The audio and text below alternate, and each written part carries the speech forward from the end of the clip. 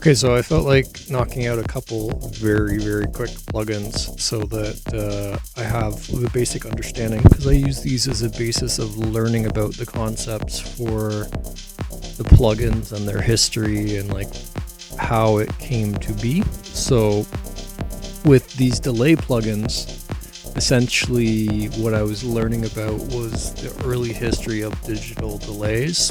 And with these particular two, the first one was the most basic. So the idea of a digital delay is more or less just like an offset, because the physical object had like a timing.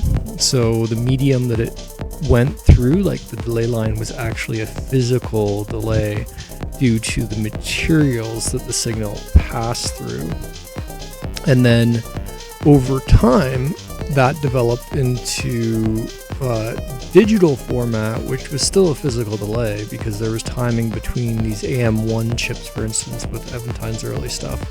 They had like a physical 2 millisecond delay or whatever it happened to be, or a fraction of that. And there was 100 of these chips that it processed through, and that created the delay effect. But now we have a digital delay that is based upon timing processes, and it's the DAW itself sort of that acts as like the frequency clock.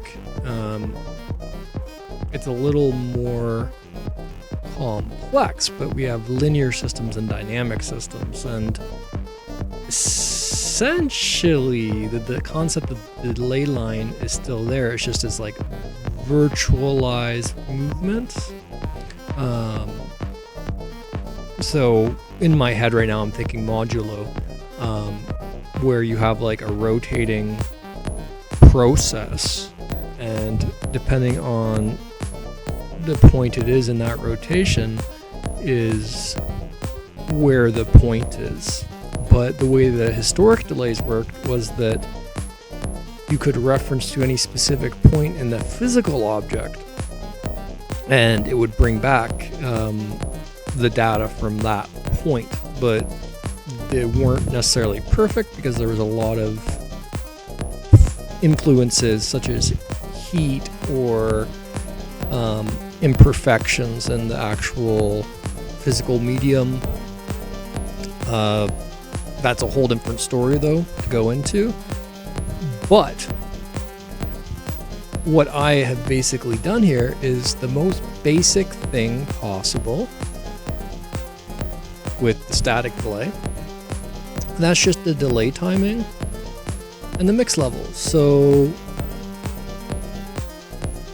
basically it's like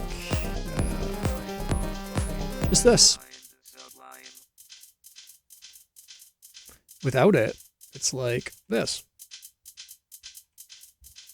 So it's really not that weird as far, but I think it adds to the hat a bit.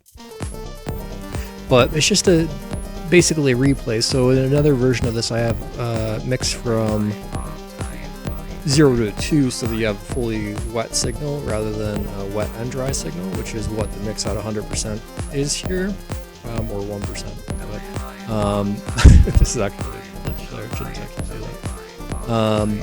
But for the next one up, it's like a modulated effect, which is like a modulated delay. Again, this is very basic, but this is just the delay time in the mix, but then you have a modulated depth and rate, and it creates something like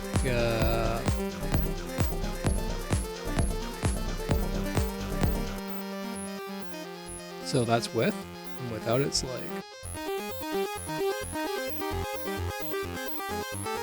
and that's with.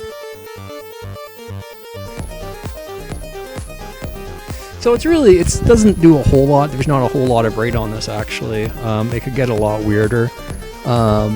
I don't think it sounds so great for the modulated delay as I have it in here right now. It's just a very basic flange type effect, but it's short, short flange.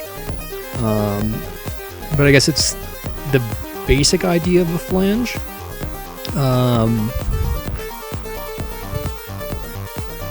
Yeah. So the next one up is actually stereo coursing, but it's not in this version. So I still haven't fully tested the stereo coursing effect yet. But these are super basic, but I thought I'd better, think about some of these more basic concepts. And I sort of did it's sort of not optimized, to say the least. When you get these modulated delays, the delay timing actually starts being a bit of an issue. If you do per sample processing. So there's a point when there's certain types of effect processes that you won't want to do per sample processing, but you want to do block processing instead. So whenever you can get away with block processing for more time processes, it's better. So the modulated delay is one of those instances. Anyway, that's basically it. And it's available at Gumroad.